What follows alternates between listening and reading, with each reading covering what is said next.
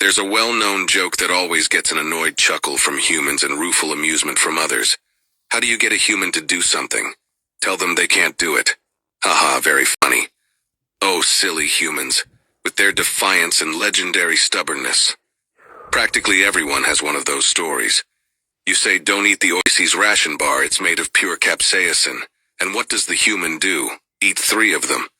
Well, my story isn't one of the usual kind. Most beings fail to realize that humans are aware that outright defiance has its limits.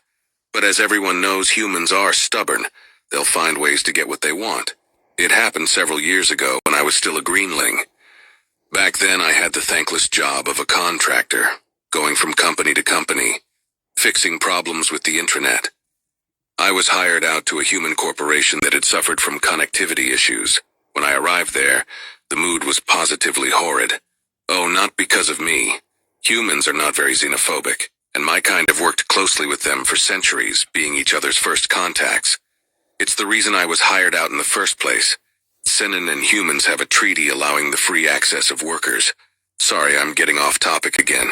I'm not a very good storyteller. There's a reason I work with computers. Back to my time at the human corporation. I quickly became good friends with a human named Tim. Being a fellow grunt, we'd often spend our lunch breaks together. It was through him that I learned about what was the term?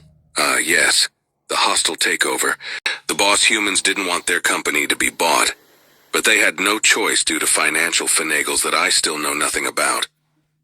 It fucking sucks, said Tim, using a phrase of general disgruntlement. He sipped at his cup of disgusting coffee, looking unhappier as he drank it. I can't believe that we were bought up by that stupid gang of Yakdus, pink-faced fat mutant fish. All right, humans are xenophobic sometimes, especially when angry. I nodded and bared my teeth in a human smile. That was generally enough encouragement to keep him talking. They want us to restructure everything. He took another sip of his coffee and grimaced. Those stupid blowfish plan to cripple us so they can buy our tech and shut us down. And did you see that ugly abomination they sent as our new boss? Dickface is just trying to make our life miserable. How dare it tell us to be more rule-abiding? It doesn't even know any of our rules. Its name is Drekfus, I corrected. Yeah, Dickface, that's what I said. He laughed to himself, showing his teeth in a way that seemed more threatening than friendly. I've talked with some of the other guys and we've come up with a plan. You just wait and see. It's going to be amazing. You shouldn't do anything rash, I fidgeted, tentacles curling in. Drekfus can make your job a lot worse. Don't worry, we're going to do exactly what he wants. Now I can think back and laugh about it. At the moment, though, I didn't find his words to be very comforting. When I walked into work the next day, something seemed different. Everyone was quiet. Too quiet. Tim was tapping away at his computer, and I approached him with a quizzical twitch of my tentacle. What is ha? He hissed in a way that meant silence, gesturing for me to sit down. Play along and don't say anything. Act like you're working. Trust me, it'll be good. Though I was still puzzled, I followed his directives. Barely a second had passed before Drekfus slithered in. Human Tim, it moaned. Have you the blueprints? I have asked for them for several days and your performance is severely lacking. Tim swiveled in his chair. His expression was curiously still and bland. Sorry, but I can't hand the blueprints to anyone unless they fill out Form DF98C and send a copy to HR. What? Drekfus' mouth opened and closed. I was not required to fill out any form before. Yes, but since you asked us to follow regulations... Tim shrugged. Its bulbous eyes blinked. Well, give me the form so I can fill it out. Sorry, I'm not authorized to.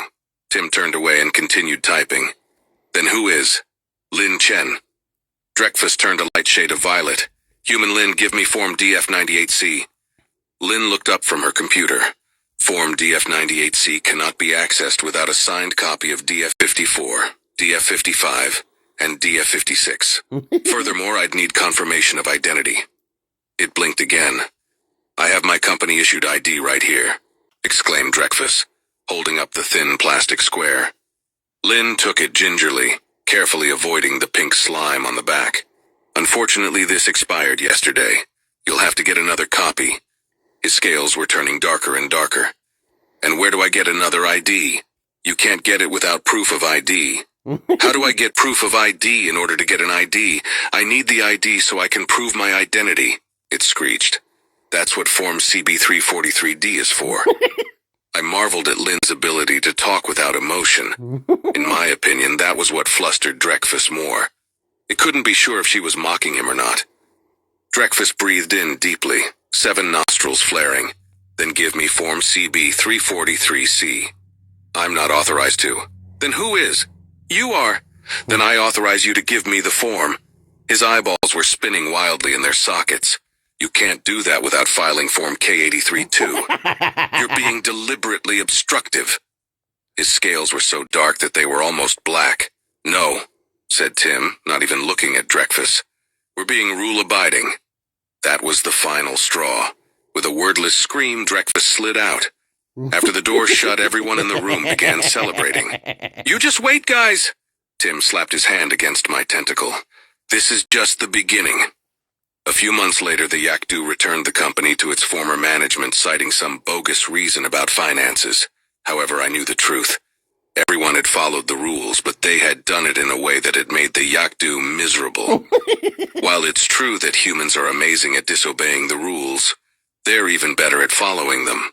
So if you want a human to do something, be careful about how you ask them, because you just might get what you asked for.